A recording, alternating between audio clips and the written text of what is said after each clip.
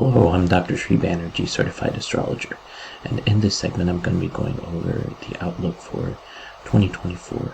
This is the exact time when the heavenly bodies will be right at midnight on January 1st, 2024.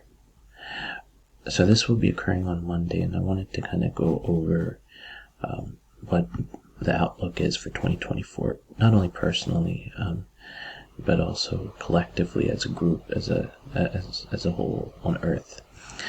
So let's go ahead and get started. The ascendant is in Libra, the moon is in Virgo, and the sun is in Capricorn. From the other videos I've showed you what this means.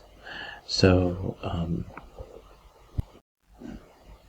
let's focus on the aspects here and the rulership. So the ruler of Libra is Venus, and if we look at Venus, Venus is involved in a square between the moon and Venus, and so squares are similar to oppositions. Sometimes there's work to be done before the full energies and the capabilities of the two planetary bodies are realized.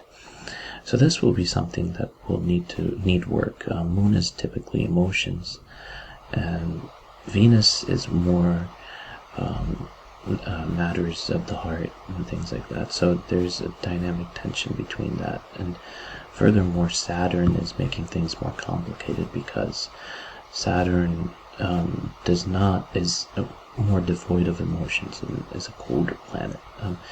Although Saturn is also needed in order to make things concrete. Sometimes moon gets swayed by emotions too much. So this might be a positive aspect. However, when the Saturn is opposition to the moon, there's some suppression that goes on that is that has not been revealed yet. So then you can look at the Sun. That is an important configuration with the 4th house, and the 4th house is the house of, it's a home, family, things like that. So also collectively this could be the home country. So instead of thinking about international people, the countries and the leaders of the countries may think more domestically. Sometimes that might lead to more patriotism and religious fervor as we're going into the elections. Some of the issues that will be more important are, on a global scale, are the domestic front, and potentially more right-wing conservative sort of governments will be out there with the elections, and so this will be an interesting year to see. On the Chinese astrology, this is actually the year of the dragon, and I'll be making a separate video on that. As far as the good news is that the Jupiter, Moon, Sun makes a nice trine here, and that means that there's even the Saturn, Venus, Moon is not a very amenable configuration. When you have the Jupiter, Moon, and Sun working together, this can lead to a more positive outcome. And collectively, that means that there might be some expanded understanding, maybe by the middle of the year, of how to grapple with this, not only the Sun with the 4th house, but also the Moon, Venus, Saturn configuration.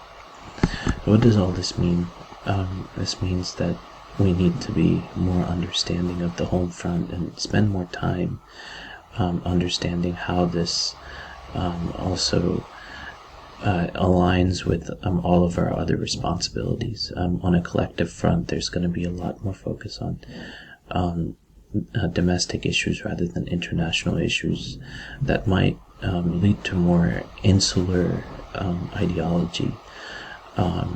However, with the correct types of government and checks and balances, this will turn into a more concrete and improved globe rather than what we started. I hope this has made some sense. Thank you for listening.